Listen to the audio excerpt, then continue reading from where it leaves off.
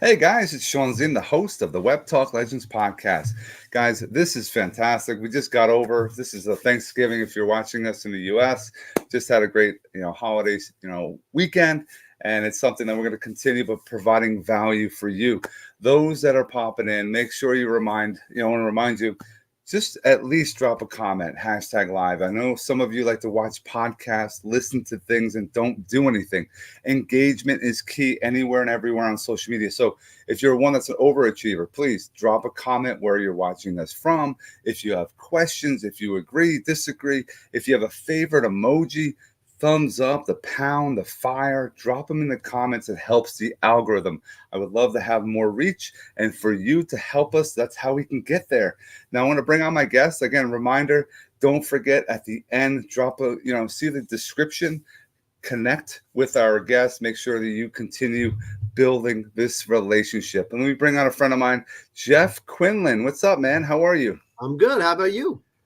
Doing fantastic. I appreciate you taking some time out of your day to drop some golden nuggets for our fans here. Absolutely. Yeah, I'm ready. So whenever you want, we'll do this. I got a lot of knowledge I want to get out there. So That's hey, a lot of people have a fear of getting in front of the camera, and I appreciate you taking me up on this.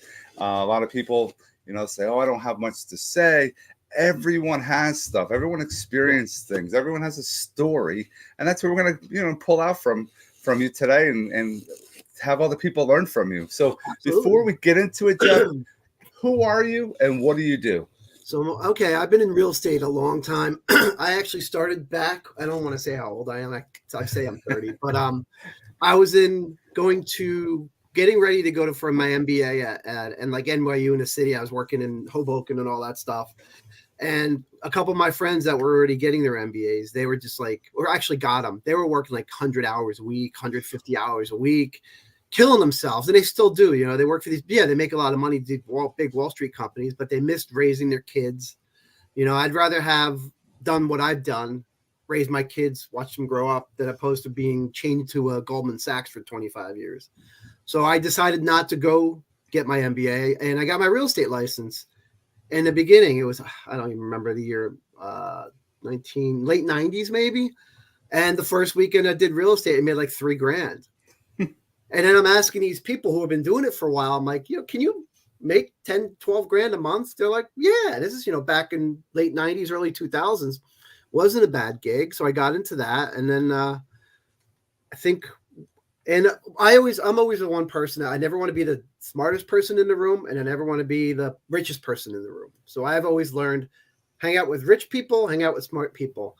So I wanted to get into real estate investing, and I didn't have any money. So a deal came across my desk. I had $3,000 to my name, and I went up to a guy who was a big developer in Hoboken, and I said to him, listen, I have this condo I found for $30,000. We could probably flip it, make a quick $50,000, but all I have is $3,000. So he's like, I'll fund it. These guys don't care. So he funded it. I put up $3,000. I did the sweat equity, and I think we sold it for $100. And I made, half of $70,000 as a 22-year-old kid. I made quick $35,000 in a couple months, and I'm like, this is pretty cool. Let's do it again. So. That is fantastic. I like that. You don't want to be the smartest in the room and also the richest. How do you get into the rooms where all the rich people? Just start talking to people. Like last night, and it's like there's a guy who owns a lot of units in Hoboken, probably one of the biggest, landlords in Hoboken, couple thousand units. Just became friends with them. And last night we were at dinner with my daughter for her birthday. He walks in, gives me a big hug. So, and he's still killing it. So. You have to build relationships, like you said, a friend. If you're surround yourself with friends, the top 5 friends, and we're not labeling our friends, but the ones that are the smartest, the richest, the ones that know a lot of people, they are going to help us grow if they have that same mindset. I also and I heard earlier, your friends were making all this money, they got their MBA, they're working 100 hours, but you chose to focus on, being a dad. Let's talk about that, because I believe that as well. Yeah. No money in the world is worth the time that you get with your kids. And if you miss out on that early, you're fucked. Talk about that. Absolutely. So basically, being self-employed, I knew going into real estate, I wasn't going to have health insurance. but I was going to have a flexible schedule. I could work when I wanted. I'd work weekends and that kind of stuff. And that's where, I did the 9 to 5 thing. I worked at Alliance Capital. It was a mutual fund company right out of college, and, working 60, 70 hours a week, making 40 grand a year, hating it, having to go into the city from Hoboken, all that stuff. So after I got into real estate, I met my wife in Hoboken, who's actually, we went to the same high school. It's kind of funny. But my wife started as a nurse, and she worked up to becoming a doctor. She got her MBA, and now she runs a cardiology department at a local hospital. So my wife has to be there, 8 to 5, 9 to 5, whatever. And that's always been her. And that was our give and take of the relationship. So I was the one taking the kids on the bus, picking the kids up, school and that kind of stuff. And she would help when she wasn't but her job's very demanding. So, So like if someone's having a heart attack and she has to go in and her daughter has to get picked up, I go get the daughter. It is what it is. So. Yeah, you definitely have to spend that time, because I know, the first 5-6 years of a kid's life, if you're not around, you miss out on. You can't get it back. A lot of people. I know, and I see these double income parents who work. I don't know how they do it. They both work in the city, say, and their kids with the nanny. Hey, listen, we had nannies too. I'm not saying anything about that, but you have to make time for your kids, whether it's taking them to volleyball or being at their soccer practice or something like that. Were you one do you believe sports plays a huge factor in a salesperson, entrepreneur's life, and as they grow, grow? I still, believe it or not, I still play sports. I was a competitive golfer, soccer. I played every sport. And then in college, I went to golf because the football at 170 pounds wasn't going to do me any good in college. So I went to play golf, and then I still play. I played competitive flag football up until COVID hit with kids half my age. Best thing in the world. I'm out there 40 something years old, playing kids 21 and beating them and making it to the Super Bowl in our competitive league. It was this great league and has referees and everything. We just put 5 guys together for don't even know each other. Teams had plays and stuff. We're so you go that way. We wound up winning our division. It was hilarious. So. No, I'm 47 myself. You got to keep yourself healthy. If it's something that you work out, you play flag football, golf. Dude, golf is an amazing sport, and it's the hardest sport to ever play. Absolutely. And people, no, it's not. You could smoke. And I'm not talking about John Daly. I know the guy who was drinking, who was smoking. He would drive to Daly's story is holy shit. He would just show up, throw a cigarette in and then tee off and have a birdie the first hole. Yeah. That's not normal. I mean, that's just muscle memory, but it is. You're walking if you're carrying your bag. It's a lot of fun. If you are not good, you're going to do even more exercise because you'll be swinging more. What was your favorite club? To hit? Yeah. I love the driver. But I'm a great putter, so it doesn't, It's I have friends who are great golfers, and they're not great putters, and they'll get on the green in regulation and every time. And I always joke around, I have a friend, I don't want to mention his name, he might be watching. He'll hit a drive 300 yards, put his wedge to 10 feet, and I'd say, nice par, because I know you're not making the birdie, So. Yeah, it's definitely where you got to putt for dough. And if you're not able to, get it on the green and actually put it in the hole, it's a different game. I'm usually that way. I like to hit the long ball. I like to hit it close. And then, I don't play as often. So my putting game, the feel is the issue. But I love how you can play the same course 100 times. And that course is different 100 times. Time. Yeah, I'm a member of a country club, and it's the only course I pretty much play. And it's never the same. Whether your game's going to change too. I don't play a lot. I'll maybe get out there once a week for 9 holes, if that. And I usually draw the ball. There's some days you wake up and you're fading the ball. So then you got to adjust to a fade. It's just, but the networking aspect is absolutely amazing. If you and I found a great deal, and this is I always try to tell the first time investors, and I'm on all these Facebook pages and I get these people sending questions, found this great deal, but I don't have the down payment. Go get a partner. Well, I don't want a partner. I'm like, go get a partner. Go get someone who knows what they're doing and help you, So it's being greedy. If you found a deal and just say it made great sense and we didn't have the $1 million, we can go onto the golf course tomorrow and raise $1 million by telling these people, hey, you'll have money sitting around in the savings account earning 3%. Let's go buy this 20-unit building.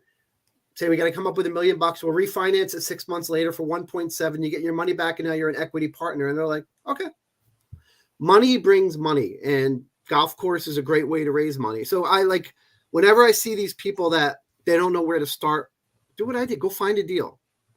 And then going back to Hoboken, another deal I did was, as I got a little ballsier, I went in contract on a 4-unit building for $1 million. I didn't have much money. Maybe I had 20 grand on me, but I knew it was a good deal because I'm in real estate. I knew that we could condo them out and sell them for 400 each, 400 to 500 each. So the spread was like 600,000. You take out your renovation costs.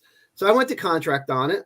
I went up to the same guy. I'm like, listen, I found this great contract. I'll put up 20 grand, sweat equity. We got 50-50. They're like, he's like, okay. What do they care? He makes 300. I make 300, whatever the number was.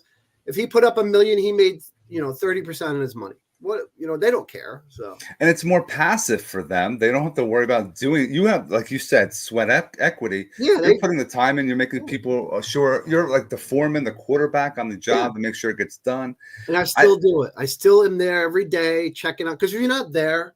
And the problem we're having too, and we'll get into this maybe later on about no one going into trades anymore. So there's no one out. No one wants to work. There's no plumbers. There's no electricians. And then the average age, it used to be the average age of a contractor was like 25, and now it's like almost 50. They're all retiring out, and no one's going into these jobs anymore. And there's so much money to be made. And this whole thing of go to college and pay the $60,000 a year and get an education you can get at a library. Listen, I'm all for college. Like my daughter's there. If she was a son, I would have told her to become a plumber or something like that. She's different. She's very smart. She's going to become a forensic psychiatrist. That's different, But I have a friend of mine. One of my daughter's friends felt bad because he dropped out of college to become an electrician, and his father got mad at it. And I'm like, dude, come here. That's the best thing you could do. Go. And now the kid's, he's doing his apprentice. He's making money. He does side jobs. He does my electrical for me. Like if I need some outlets changed or something like that, hey, here's $25. It's great to do stuff like that. And the trades are where it's at. So it's a skill that you are now, you're more valuable to the world, because you can imagine you had a couple of skills that you're able to do. You're going to be able to get even more money for less time. Some of these plumbers are $500, $600, $700 an hour. They come absolutely. It's and crazy. That's the whole thing is like, and you're paying for their experience. Like some people get mad. Well, the plumber came out of my house and he only worked an hour and he charged me $700. Well, you're paying him for his experience, not his time. He knew he could fix it in an hour, and anyone else might take 6 or 7 hours. So. Like there's a post, someone wants a bathroom and they're like, $8 grand or 10 grand. And they're like, I can't, that's too much money. And they're like, well, can you teach me? So you teach them. I'm going to cost you $7,000 to teach you. Yeah. But it's going to cost more money. That's what really, in the end, if you're doing it yourself, it's going to cost a lot more money. If you have a professional, it's going to really, help you in the long run. I'm not sure if a lot of people mention or listen to what Jeff said early on about the golf course. And this is great. A lot of people don't want to share stuff. They say, if I share stuff, people are going to steal my ideas. Nobody takes action, Jeff, right? No. I could give you the key to the kingdom right now, and maybe 1 or 2 people would know what to do. Anyone listening right now, going to a golf course and talking to these high net worth individuals, saying, hey, I got this opportunity come up. You'll be able to find cash left and right, but people won't do it. They won't go. They'll be like, I'm not going to do this. Maybe I should. They'll talk themselves out of it, but the action isn't happening anymore. And like you said, they're going to college. They just sit there and they try to find themselves instead of really focusing and seeing what they really want to do in their life and having more experiences. That's what today you should experience as much. Have a number of jobs when you're younger to see what you're good at. Yeah, I still do everything. But going back to that, I forgot to say this story. So when I was in Hoboken, again, we would take risks, but we were, 22, 20. It doesn't matter if we failed. Who cares? You know what I mean? I lived in a shared apartment paying $500 a month. So we went into contract on a 6-unit building in Hoboken. Say the price was $400 grand. And we found a shady mortgage guy who took a $10,000 deposit from us and disappeared. Wow. But we had, in order to get the deal, we had a $20,000 down payment to the seller that was non-refundable. So we would have been out another 10 grand. So we had to close on this thing. It made sense. So we went up to that guy who I mentioned last night, the guy with a lot of money. And we walked up to him. We're like, hey, buddy, told him the situation. He's like, that's a great deal. He goes, I'll help you. He goes, I'll finance it for you. I'll give you 6 months to go find a bank to refinance me out. If not, I keep the building and I make money. Worked for everyone. So, and everyone's like, how'd you get him to finance it? I go, we asked him.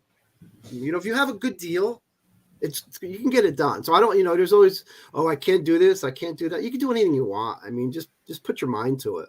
So. Thinking back, before when you got into real estate, a lot of people are talking about the success stories today. You see it on social media, all the cars, the houses. What was something that went really bad for you? You had a really bad experience. 2008. What happened? So we, as you get bigger and bigger at doing real estate, you do bigger. Instead of doing one house flip, you do a 4-house flip, and then you build bigger things. So around 2006, I started getting a little bit bigger, and I hate to use the word, I got a little cocky. And when you're young and single and you're making decent money, it was my worst thing that happened to me. I got cocky. So I went and I started building 19 units in Union City. It's like an up and coming town outside of Hoboken. And, one was 3 million, the other one was 2 million. So I'm into these things for $5 million. Well, the market crashed. And the market just didn't crash a lot in 2008. These condos that we were supposed to sell for 6 are now worth 152. So I owed the banks $5 million at the time. And even if they took it back and sold it off, there was going to be a huge loss. There was just no way, to get out of it. So I had to work with the banks and everything and short sale and all that stuff and, do what you need to do to get by. But I lost a lot of money. I had probably lost 7 figures, 6 figures, high 6 figures from down payments and all that work, because the values of the properties went down from being 15 units at 600,000 to 15 units to 150. There was nothing left.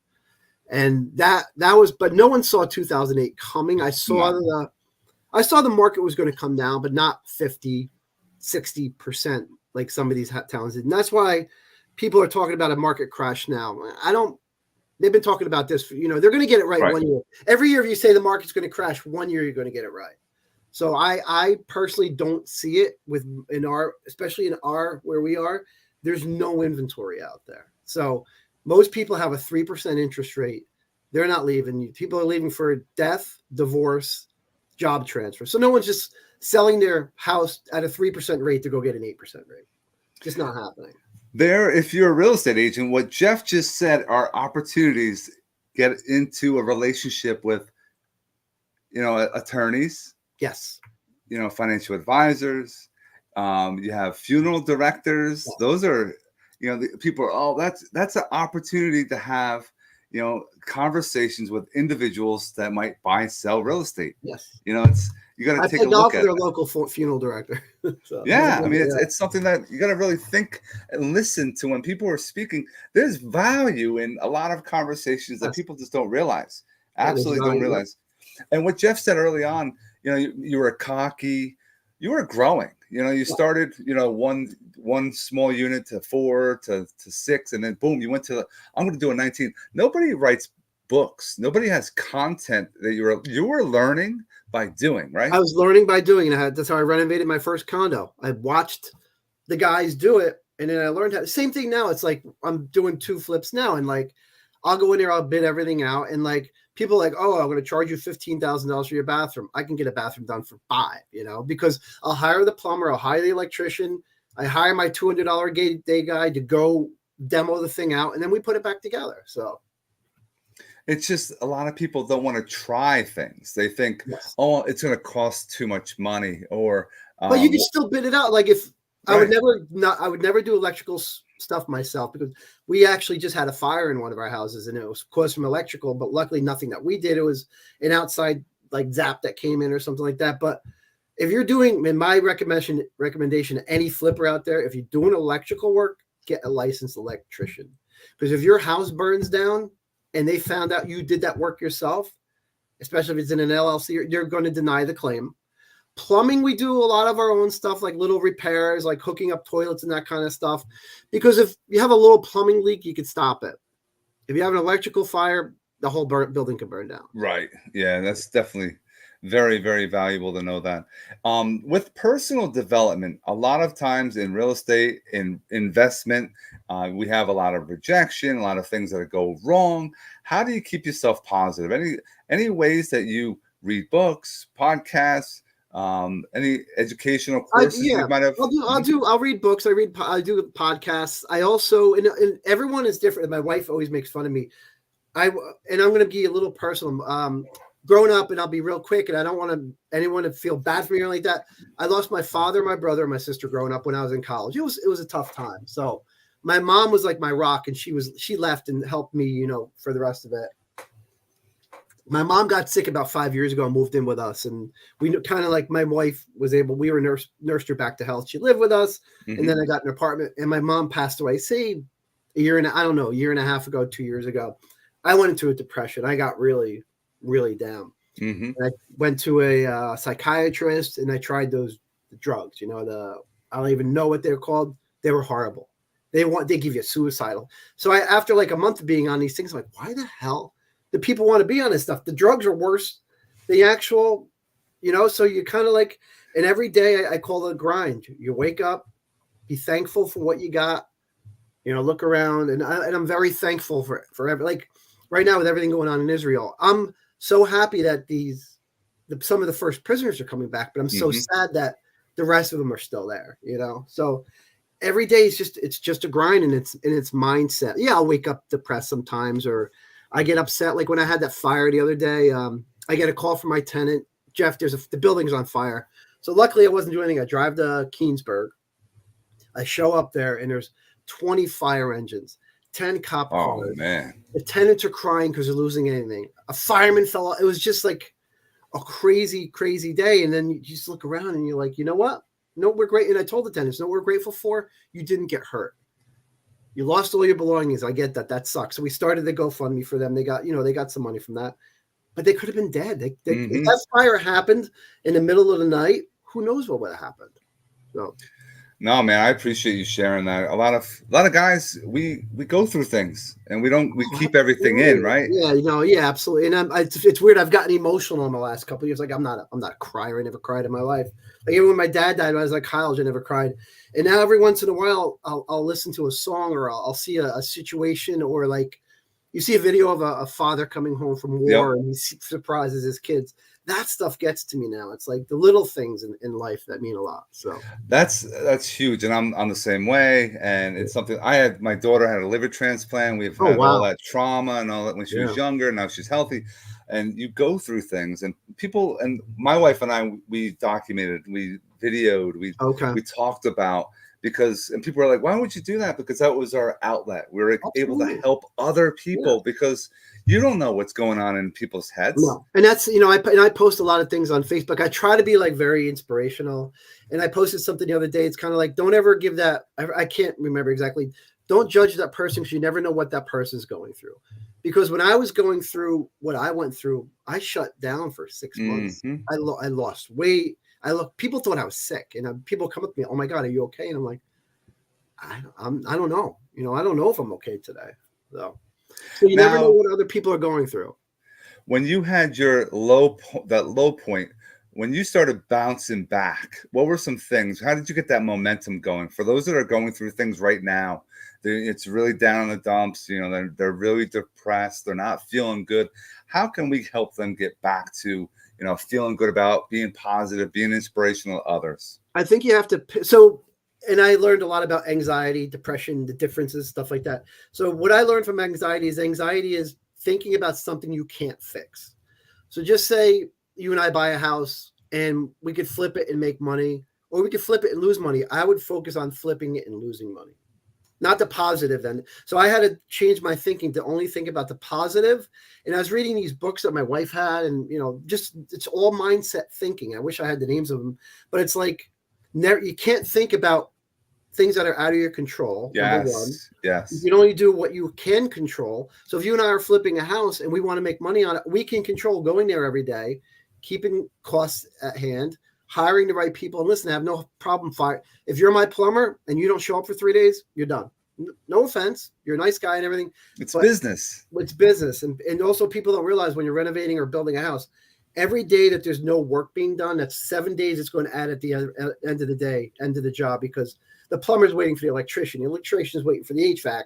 So they all go into a line. So, I would say I found that thinking positive, shit could be way worse. And I hope, we have a friend who was a real estate agent, really nice guy. He lost his daughter this year, 7, 8 years old. I can't imagine, and I send them messages once in a while, just check in and hope you're okay. But there's always, everyone's going to have their own stuff, So you have to think positive, wake up every day. Don't let a hold hold you back. And I get up early. People think I'm weird. I get 5:36 every day. I drink my coffee by myself. I turn on the news, make sure we're not in World War III. Yeah. And I know I could live for the day. And then I put on CNBC and I watch the bond markets, because the bond markets are indicative of what's going to happen with our mortgage rates. So going way back, going back, and I want to back up a little bit. Right before COVID happened, you have all these gurus on Facebook who are the real estate people. The market's going to crash. Don't buy. The market's, and I'm kind of like, I don't see it. I was still doing my renovations and flipping, and it was great because that was the only thing I was able to do, is go to work, because everything was shut down. So I'd work by myself. And nobody was there, so it was perfect. Yeah, it was great. And I'm watching the market, I'm gauging the market. I'm like, this market's not going to crash. And then, it's going to crash next year. And it didn't crash. Okay, it's going to crash next year. And these people, I call them out on Facebook. I'm like, you were so wrong. And you call yourself a guru, So going back to that, I guess you keep buying and that kind of stuff, kind of building. And then when rates went to 8%, I said, man, 8%, the cost of owning a house, $500,000 house now versus 3 years ago, it's doubled, right? Yeah. I said, yeah, if the market's going to make a correction, it has to be now because of 8%. It didn't. It didn't correct because of lack of inventory. Yeah. So once again, these gurus were wrong, So what I think is good, and you also have to look at like a blip in time. Like, so just say the market comes down 5% this year, right? The naysayers will be like, oh my God, the market's down 5% this year. I'm like, no. Go to the beginning of COVID, put it on a graph, and you're up 80% and you're down 5%. So you're still up 75%. So don't talk about the negative parts of it, So what's going to happen, I think, and I have a lot of friends who are analysts and stuff like that. My opinion on what the Fed did was the Fed screwed up. So the Fed kept rates artificially low, 2 to 3% for too long. Mm-hmm. We all knew inflation was coming, and the economy started to get better. It threw so much COVID money out there. You knew that the shit was going to hit the fan eventually. So the Fed raises rates. Now I'm against how high they went, how fast, because people with HELOCs, their HELOC went from 2 to 10%. I have a HELOC on one of the properties. It went up to 10%. I'm like, it doesn't make sense anymore. So the Fed overshot. So now they raised rates big time, which they can't keep them like this, because we'll be in a recession, depression if they keep everything so high. But the problem is they're shooting for 2% inflation. That's not attainable. Go for 4%. Shoot for 4% inflation, bring rates down. If mortgage rates come back to 6% next year, we're going to have another boom. And that's what I think is going to happen. So, and 3%, you can't look at, if I bought 2 years ago, that was a blip that didn't exist. Right. Never going to happen again. When I started in real estate, rates were 11%, and everyone thought that was good. Now, hopefully that manifestation comes true. That'd be fantastic for a lot of people. About it. I don't think they can keep rates as high. Banks are going under. Credit card debt's out of control. So what's the big deal between whether you go to 2 or 4% inflation? As long as it's not 8. So shoot for 4, lower rates again, get the economy going again, and everything's going to be happy. So as far as the real estate market goes, it's still a lack of inventory thing, and there's still a lot of buyers out there. So I don't think it's changing. No, hey, you heard it here, guys. You heard it here. And we could definitely check this out in a couple of 6 months and see where we're at. I want to finish off. Do you know anything about crypto? Yes. A lot of people talk. I love crypto. In January, I just started, trading. I want to get into the trading end of it. Yeah. But, I had, unfortunately, not a lot. The companies that went bust, I had some money in them. What was FAT, whatever it was. And then there was another one that went bust. Luckily, I had some money in Coinbase, and they're still around. But I got into crypto when Bitcoin was like 1,000. I forget what it was. And I didn't maybe I bought like 2 shares. You know what I mean? Then crypto went to 10,000. So I sold it, and my kid went to summer camp for free that year. And then I rode Bitcoin up to, I think it was $33,000. Not a lot. I didn't, maybe 10, 20, 30 grand in there. Right. And I had friends, why don't you sell it? Why don't you sell it? I'm like, see, the thing about crypto, and especially Bitcoin, if you watch it on the graph, it's not tanking 50% in one day. No. It'll go down 3-5%. So you can watch the graphs, look at the moving averages and see where it is. And I made some money on crypto. And I think I think Bitcoin's $100,000 coin. I 100% agree, and I think those that are accumulating coins, now is the time to do it. Yeah. I'm in the Algorand network. I'm doing some stuff with TLP coin. I have smaller stuff, and I have a Bitcoin. There's a Go Bitcoin that I'm actually buying, and I'm pairing it. I have these liquidity pools, which is incredible. You can make money in crypto on fees when people are buying and selling coins. Your own little bank. I'd like People to don't even know more about that with you one day. Yeah. Yeah, man. It's like, and this is all, and people are like, how did you get into it? And I have a friend of mine that got into it, started a coin, educate. I listen, I learn. I'm 47 years old. There's a lot of people, naysayers out there. Oh, you shouldn't get involved with it.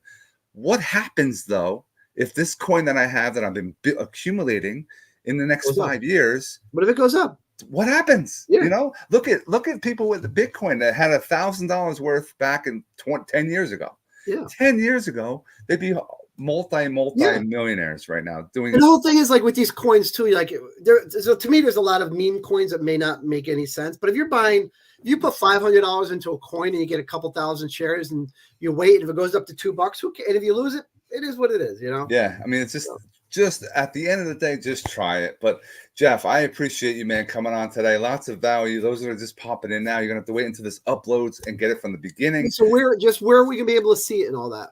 It's on YouTube. The ones that you tagged on Facebook and LinkedIn or any other platforms, they can see it as well. I'll put the links there. As just a reminder, the more links we put out there, people will catch it. And drop a comment, guys. Drop a share. Don't forget to subscribe and hit that like button. And Jeff, and then don't forget to take a look at the description. All of Jeff's information's in there.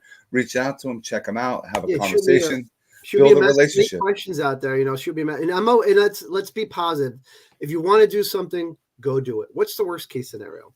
That's it, man. I mean, people lose money all the time in stupid stuff. Go take a risk. Go live a good life. Go get a mentor.